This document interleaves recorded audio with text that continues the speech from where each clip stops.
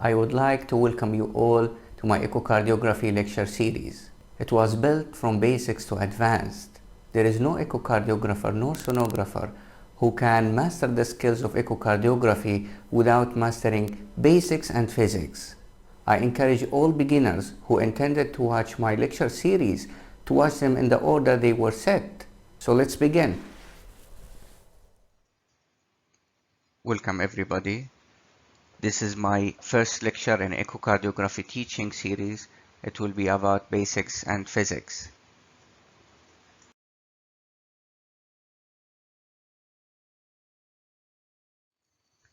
It all started with the discovery of piezoelectricity. Piezoelectricity is the conversion of mechanical stress into electrical activity. In echocardiography, a crystal, which is usually a quartz, it will convert the mechanical stress, which is sound waves, into electrical activity, and vice versa.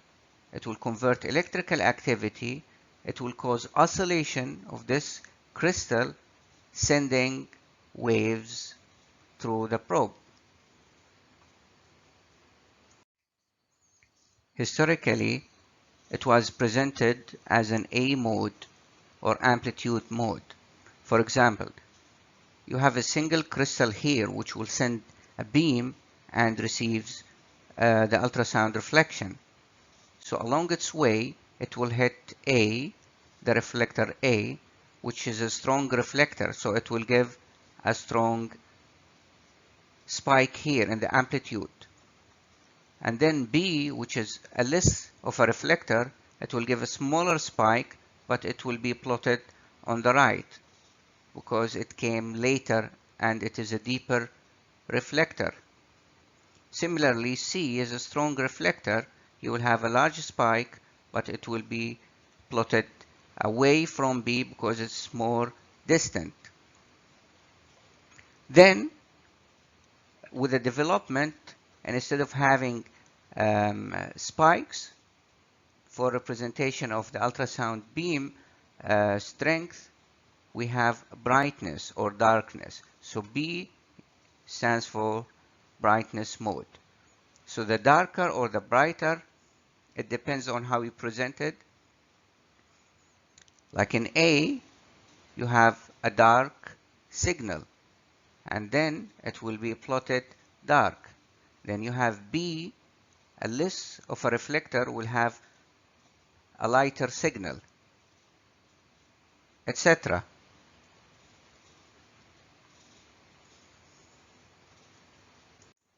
That was developed into M mode, which is a motion mode, having a multiple B signals put together. It will give you this sort of motion. Now you can see the motion of the tissue as seen. This is a typical presentation of an M mode. As you can see, it's presented by brightness and distance. So this is the distance from the probe in centimeters, and brightness means how strong is a reflector. And this is a B mode, multiple of B mode presentation put together. So you can see the M mode now, which is a motion mode. This is the posterior wall of the LV. You can see it going anterior and posterior, anterior and posterior.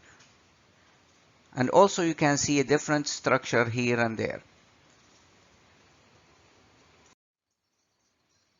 Then someone came with this idea of let's put a motor here in the probe and make this small crystal moves left and right, so we can take images of the heart at different time and put it together, stitch it together, and we will have 2D. This was then developed into something called phased array. So there is now multiple crystals that are activated at different time, and this activation series will cause something called steering of the beam as well as focusing of the beam. So now you have electronical steering of the beam. Now without the need to use the electrical motor, you can steer the beam left and right and have a 2D image. And this is a presentation of a 2D image. You can see how it looks. This is because of the phase array arrangement of the crystal.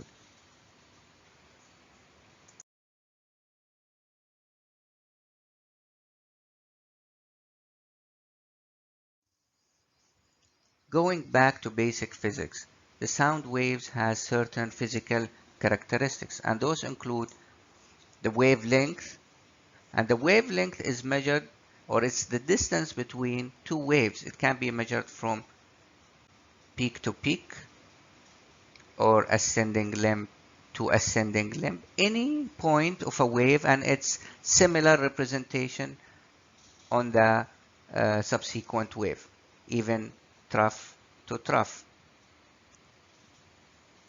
All will give us the same result, which is the wave length. Number 2 is the amplitude. Amplitude is a y-axis representation, and it represents the power of the wave. It is measured usually from the baseline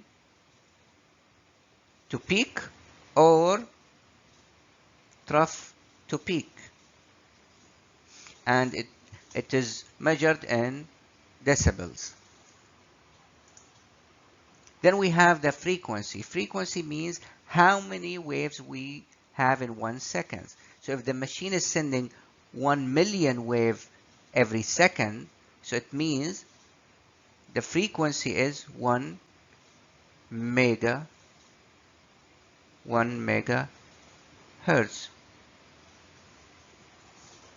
Another characteristic is the velocity. The velocity is constant and it dependent on the medium where the sound waves travel within. For example, in a human soft tissue, the sound wave velocity is constant and it is at 1540 meters per second.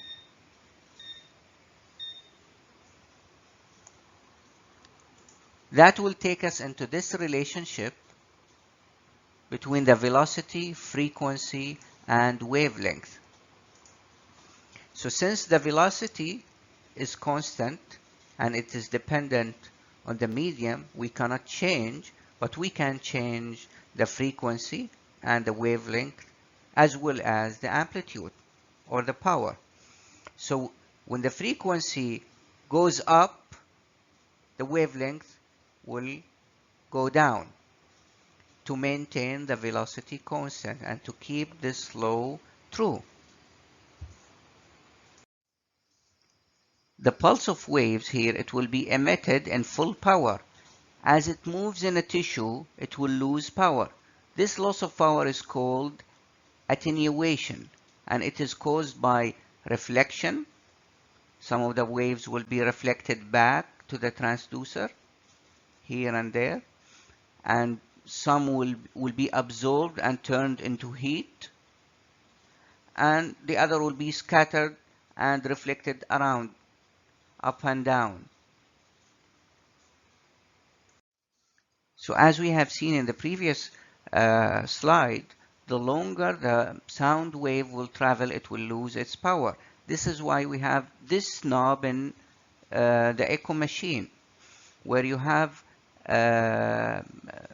sliders here, and it compensates for the loss of power. So it is called time gain compensation. So the longer it travels, we give it a higher gain of power to be compensated for the loss of power. Another interaction of a sound wave is reflection and refraction.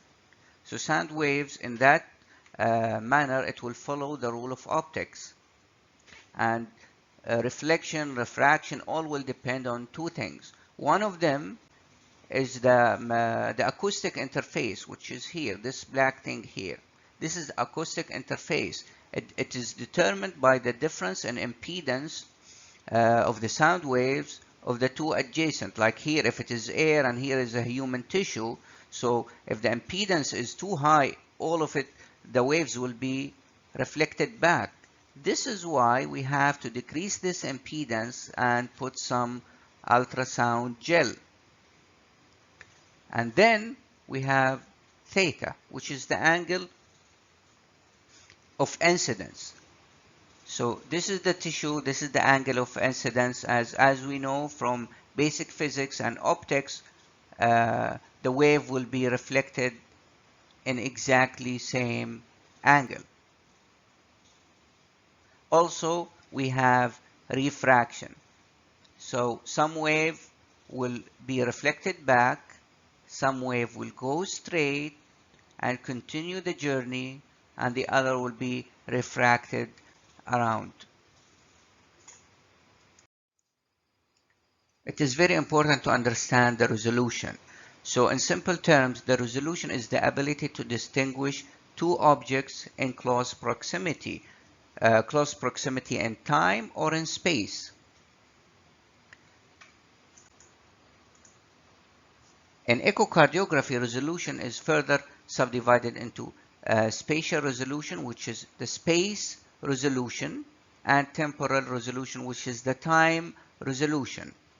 Spatial resolution is also then subdivided into the lateral resolution, which is the x-axis resolution, and the axial resolution, which is resolution in the y-axis. The axial resolution is dependent on the frequency and wavelength, and we're going to see this in a minute. So the higher is the frequency, like here, you have a smaller wavelength compared to this wave pulse. And then you will have more interaction with this tissue. And you will have more data presented on the monitor. So you have a better resolution and more clear image compared to this one. But we need to understand, as you increase the frequency, you will have more tissue interaction and you will lose power. You will have attenuation. So it doesn't come for free. It comes with price. This is why in pediatric age group, where you have smaller distance to travel, you can use a higher frequency compared to adults. As for lateral resolution, it depends on the number of beams per sector. So in this sector, we have like 10 beams, and this is imaginary number. It's usually more than this. And in the same sector here, you have like 20 beams. So the lateral resolution here is double and better than here. This is one aspect. The other thing is focusing of the beam. Usually the beam diverge like this. As it propagates, it will widen and diverge. By focusing, the beam will do something like this.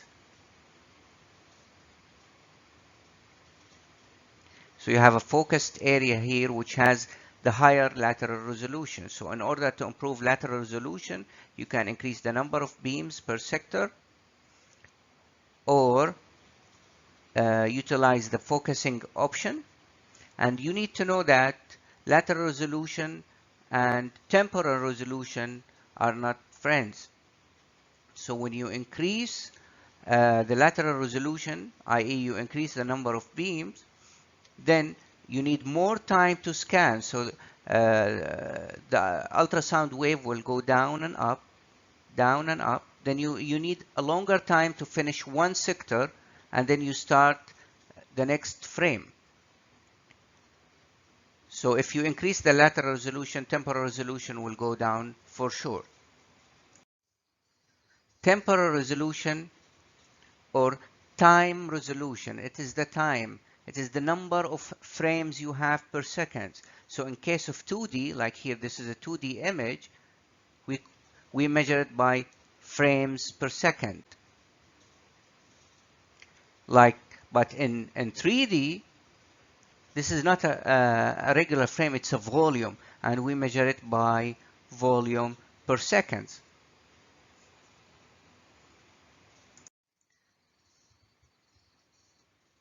The deeper is the sector, you need a longer time for each beam to go down and up. So the deeper is the sector, you will have less of temporal resolution. Like this one, you decrease the depth of the ultrasound acquisition, and then it means you have a better temporal resolution here than here. Also, if you utilize the color, and we will come to the color Doppler later, the temporal resolution will go down quite a bit compared if you use no color. This is why if you want to use a color, just make sure that you use it in the exact area where you need it. Don't put it everywhere. Also, it is well known that the highest temporal resolution can be obtained in M mode because you have only a single beam that will go down and up, then you go to next frame. So the highest temporal resolution will be in M mode, and if there is something highly mobile, high frequent, you can use you can use M mode to get the best temporal resolution and to see it very well. In 1842, Christian Doppler, who's an Austrian physicist, he described the Doppler phenomena, which is simply the change of frequency of the received wave compared to the frequency of the originally emitted wave. And this is all caused by the Doppler phenomena. The classical example is the siren of a moving ambulance. So as the moving ambulance is approaching this guy, he will hear a higher frequency sound compared to the person who's standing here, who's hearing a lower frequency sound. So when the ambulance is approaching you, you will hear a higher frequency, and once it passes you, you will hear a change of the frequency. This is the Doppler Shift law here. In echocardiography, the moving source of the waves is not the transducer. It is the tissue and the blood. So if the tissue or blood is moving toward the probe, it will cause increase in frequency compared if it is moving away from the probe. Also, as you can see, it is angle dependent here and in the law itself. So the higher the angle, you have to compensate for. In echocardiography, if the angle is less than 20, then you can omit it. Otherwise, you have to correct for the angle. In echocardiography, we have application for the Doppler phenomena, and those are pulse wave Doppler, continuous wave Doppler, color flow imaging, and tissue Doppler.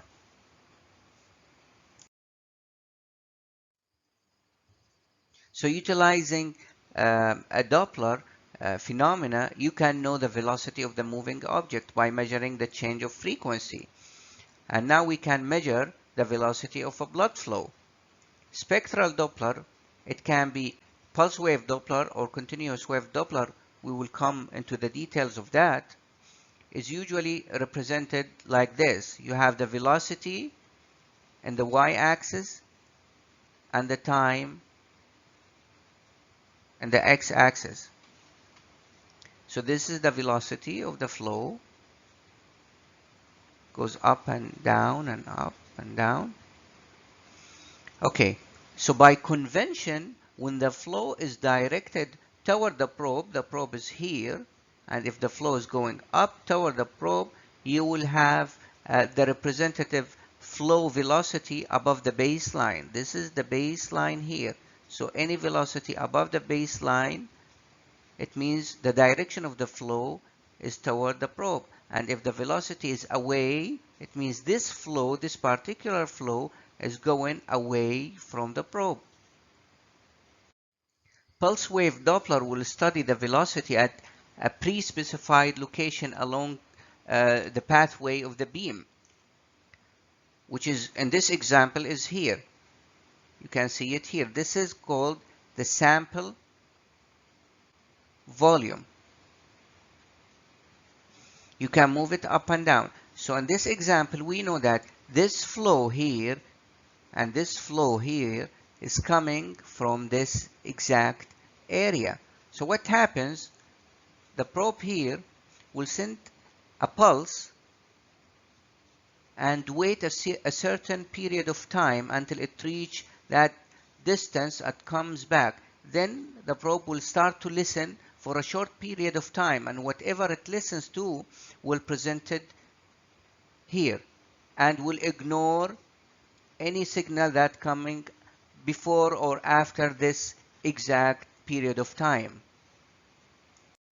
So the farther is the sample volume is set, like let's say it's set here instead of here, so the longer this probe will wait for its wave to reach the sample volume and come back. And this will determine the number of pulses it will send per second. And this is called the pulse repetition frequency, and it is measured in hertz. The farther the sample volume, the lower is the pulse repetition frequency. The pulse repetition frequency has to be 2 times the Doppler frequency.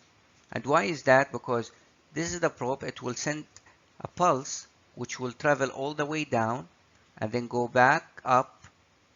So this is why the pulse repetition frequency has to be double, has to be at least times 2 the Doppler frequency in order to accurately determine the flow direction and the velocity by itself. In this example, we have a phenomena called aliasing, where you cannot exactly determine the direction and the speed of the velocity. You can see there is a flow up, at the same time there is a flow here down. So there is aliasing. We don't know exactly is it up or down. This limit frequency is called the Nyquist limit. Nyquist limit is the maximum limit of the frequency that can be accurately interpreted, and it equals the pulse repetition frequency divided by 2, and it is measured in hertz. In this example explaining the aliasing phenomena, this is the coming frequency, the sample frequency. See, if you sample it enough times, at least double the frequency, you will have a representative data which can tell you exactly what is the shape of this pulse wave. However, if you are sampling too less, when you process the data, you will get something like this, and you cannot know what is the exact frequency of this received wave, and this is called aliasing. There is maneuvers to increase the Nyquist limit, include decreasing the frequency of the transmitted pulse. Like instead of having 2 megahertz, you can send 1.5 megahertz. That will have a higher Nyquist limit only by changing the originally sent frequency. Another way to increase the Nyquist limit is to utilize a technology called high pulse repetition frequency, which means instead of setting your sample volume here at the area of interest, you will divide the distance from the area of interest to the probe by 3, and you will set 3 sample volumes. This is done automatically. Sample volume number 1 at the end of the first third, sample volume number 2 at the second third, and sample volume number 3 at the third third. What the probe will do here is exactly the following. It will send a pulse to sample volume number 1 and wait exactly the same time and listen to the reflected pulse. Then it will send a second pulse to sample volume number 1 again. By that time, this originally sent pulse number 1 will reach the sample volume number 2.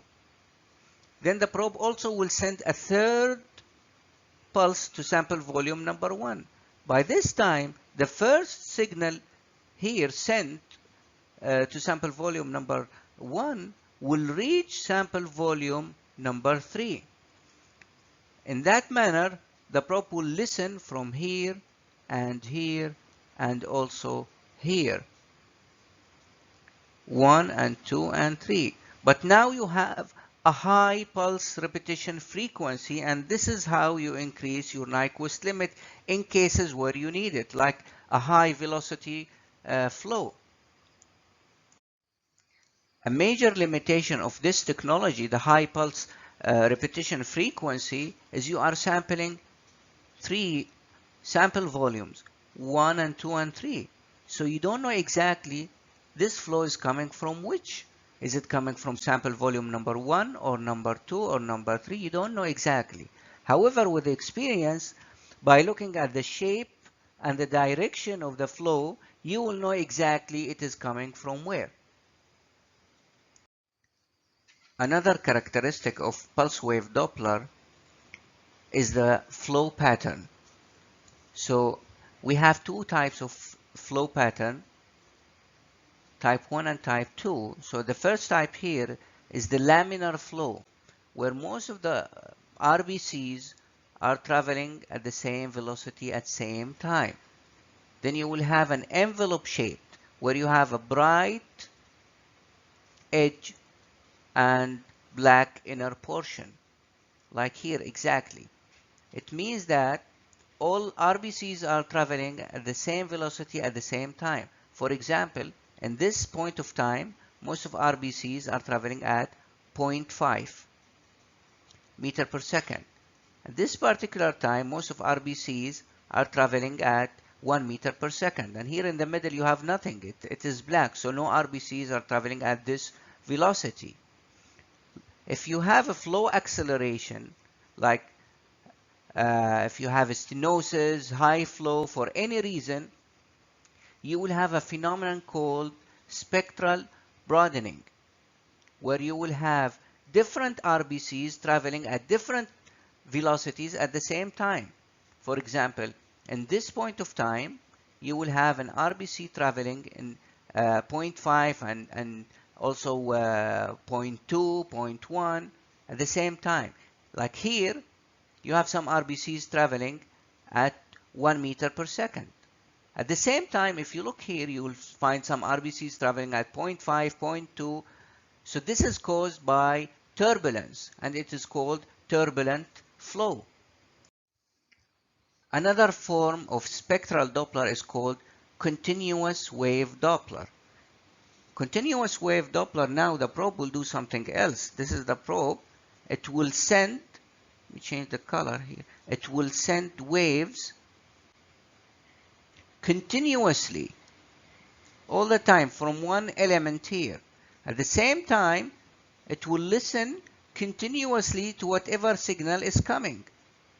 So now you don't have the limitation of the pulse repetition frequency and the Nyquist limit, so you can measure a higher speed of flow. But the drawback here, you cannot determine the exact location where this velocity is coming from. Again, the shape and the direction of the velocity can help you determine where is the original source is. This is an example of continuous wave Doppler. You don't have sample volume anymore. Now you have a beam, and along this beam, the beam line here, the probe is listening continuously to whatever is coming and sending continuously waves. And in contrast to pulse wave Doppler, you will never have a laminar flow, because you are measuring from different structure at different chambers at the same time. You are measuring from here and here and here and everywhere, and usually you will have always different velocities of RBCs at different locations. So now we have seen spectral Doppler and pulse wave Doppler, continuous wave Doppler, how to interpret and read the data presented. We can get from it a peak velocity and something called velocity time integral, mean velocity, acceleration time, deceleration time, and flow duration. Again, any flow above the baseline is toward the probe, and this is the acceleration slope. And if I have, this is the peak velocity, and the time from the beginning of the velocity until the peak velocity here is the acceleration time. And then from peak velocity until you reach the baseline here, it is called the deceleration time. Also the area under the curve, which is the VTI, the velocity integrated with the time, velocity time integral, VTI. It is represented in centimeters, and it represents the distance that this pulse have traveled. Like if this pulse of wave is 1 meter, it means that, or it came like 20 centimeters, it means that this blood have traveled with this pulse at 20 centimeter of distant traveled. Another thing we can utilize from velocities is the pressure gradient. In 1738, Daniel Bernoulli, who's a Swiss mathematician, he discovered the Bernoulli equation. And as you can see, it is a bit complicated and not practical for daily use in an echo lab. However, luckily it was simplified to the simplified Bernoulli equation, which says that pressure gradient will equal 4 multiplied by the difference between the two velocities squared. In simple words, if you have a chamber here and you have an opening between the two chambers, this is velocity number 1, this is velocity number 2, and if you apply this here, you will get the pressure gradient between the two chambers. For this, for an example, if V1 is 1 meter per second, V2 is 2 meter per second, if you apply the calculation, you will get something like around 12 millimeter of mercury of pressure difference between the two chambers. It was also simplified to the short version of simplified Bernoulli. Here, this is the short version where V1 is omitted and you only use V2 in the equation. We can use this under one condition, that V1 is less than 1 meter per second. Otherwise, we have to use the longer version of the simplified Bernoulli equation. For example, in case where you have two sequential stenoses, like you have one stenosis here, another stenosis here. So you will have a flow acceleration and increase in velocity here, and increase in velocity further here. So in that situation, we have to use this long or full version of simplified Bernoulli equation. Another form of Doppler utilization is color flow Doppler. Color flow Doppler is utilizing the pulse wave Doppler, where you have a sector here, and that sector will have a multiple sample volumes, as you can see it here. So this is a sampling site, and instead of representing the velocity and direction like a spectral presentation, it will be presented by color. By convention, the yellow or the red is toward the probe and the blue is away from the probe. And the brighter is the color, the higher is the velocity. Since color flow Doppler is a form of pulse wave Doppler, it has all its limitations, and that include the low temporal resolution, and even lower than simple spectral pulse wave Doppler, where you have to sample only one site. However, here in color flow Doppler, the machine is sampling multiple sites here at the same time within that sector here. So that will cause a longer time needed to finish sampling that frame before going to next frame, and you will have a much lower temporal resolution. This is why it is recommended to make the sector of the color as small as possible. Another limitation is the aliasing, and in aliasing, where you don't know the exact velocity and exact direction, whether it's going toward the probe or away from the probe, it will be presented as green color here when you use the variance option. When you cancel the variance option and you don't use that green color for aliasing, you will have something called mosaic appearance of the flow, indicating a high velocity and a turbulent jet, where you have multiple flows between red, yellow, blue, and you don't know exactly is it going towards or away from the probe, and this is indicative of aliasing. Now we'll proceed to tissue Doppler imaging. It is exactly as color flow imaging, however the machine here will filter the Doppler signal coming from the blood. The signal coming from blood is high velocity but low amplitude, low power. So those type of signal will be filtered out, and it will keep only the signal coming from the tissue, which is strong but low velocity.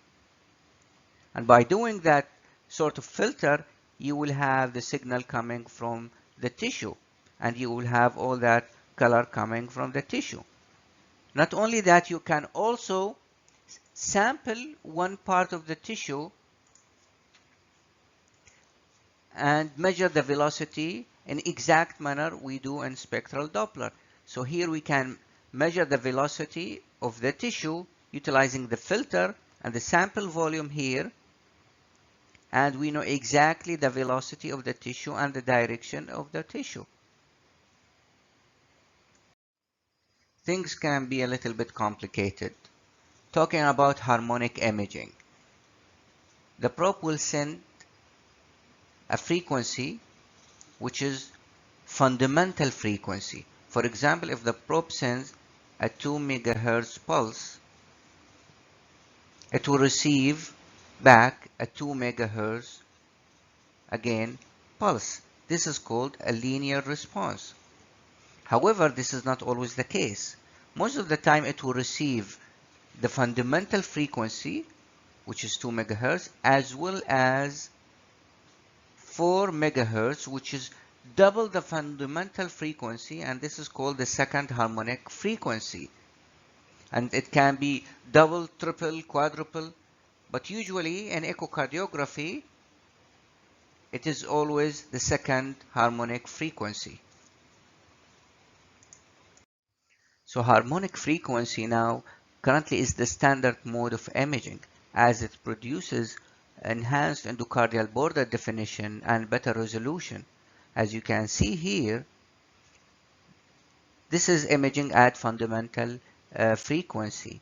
In harmonic imaging, the machine is imaging at fundamental frequency as well as harmonic frequency. As you can see here, it is more clear and the resolution is better. This is the end of basic and physics presentation. Thank you very much for listening. My next talk will be about transthoracic echocardiography.